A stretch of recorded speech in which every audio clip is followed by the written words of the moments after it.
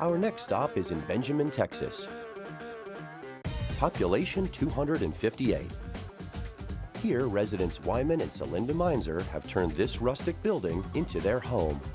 It used to be a county jail. Now it's a 2-story, 3-bedroom, 2-bath house with a living room, dining room, kitchen, and office. Wyman is the official state photographer of Texas. Celinda helps publish his photo-illustrated history books, 24 of them so far. They both love history, and when the local landmark went up for sale, they quickly bought it and saved it from demolition. This jail was constructed in 1887. It was used up until 1948, when it was finally condemned as a jail. The prisoners were brought in here and processed and then taken upstairs to the men's cell room or the women's cell or the insane cell. They had them all. All the cells were on the second floor. At the top of the stairs, bunk beds sit in the space that was once the lone prison cell reserved for women and mentally ill prisoners. Next door in the master bedroom, there were as many as a dozen prison cells for men. The interior cell cages were removed some time after the jail closed, but the bars on the windows remain, a clear sign of this room's original purpose. In the 1920s, 3 men charged with theft escaped by cutting the bars on one of the second-floor windows. You can see where the bars were cut and later repaired. They sawed these 2 bars right here and then slid out that little square. But the next day, they caught the escaped prisoners there on the Brazos River, which is about 4 miles south of here. Back down the stairs and through a thick iron door is the sheriff's office, still used as an office and library by Wyman and Celinda.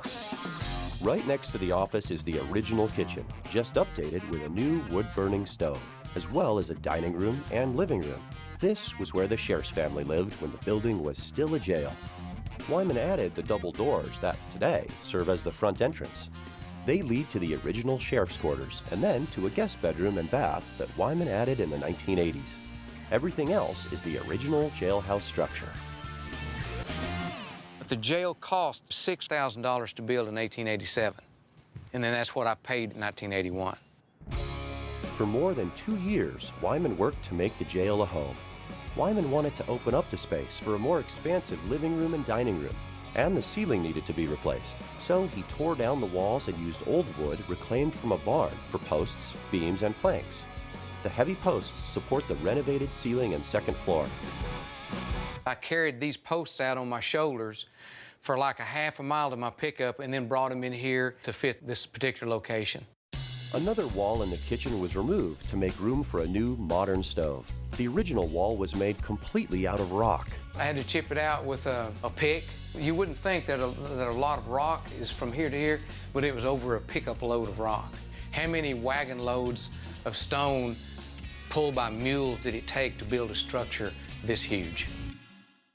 Just outside the kitchen, you can still see the markings on the stone where the jail cooks sharpened their knives. With limestone and rock walls 2 feet thick and concrete floors, Wyman struggled to install electrical wiring and plumbing. So he nailed up wooden studs to create a wall space for wires, and he covered the floor and raised it to make a space for pipes in the master bathroom. The Meinzers still have the old Jailhouse Ledger, which lists the names of every prisoner who ever spent time in the jailhouse cells. It includes the name of Wyman's own grandfather, arrested in 1938 for gambling.